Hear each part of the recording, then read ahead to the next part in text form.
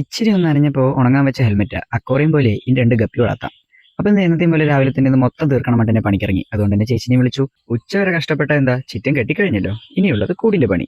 അത് കഴിഞ്ഞിട്ട് ചെറിയൊരു പരിപാടിയൊക്കെ കഴിഞ്ഞ് നേരെ കൂടിന്റെ പണി തുടങ്ങി. അളവെടുത്ത് പട്ടിക മുറിച്ച് 4 കാലെടുത്ത് നേരെ കട്ടിലുള്ള കാലിലൊപ്പം വെച്ച് കെട്ടി. അപ്പോഴേക്കും മഴ പെയ്തു. പിന്നെ സ്ഥലം ഷിഫ്റ്റ് ചെയ്ത് നേരെ ഉള്ളിലേക്കാക്കി. മഴ കൊള്ളാണ്ട് പണിയെടുക്കാലോ. അപ്പോൾ റൂഫിന് ആവശ്യമുള്ള പട്ടിക എടുത്ത് കറക്റ്റ് റൂഫിന്റെ അളവിൽ വെച്ച് 4 അവിടെയും പട്ടിക അടിച്ച് ഒക്കെ സെറ്റാക്കി. വെയിൽ കണ്ടപ്പോൾ കുറച്ച് നനഞ്ഞ ഹെൽമെറ്റ് ഉണങ്ങാൻ വെച്ചാണ്. മഴ പെയ്തപ്പോൾ എടുക്കാൻ മറന്നു.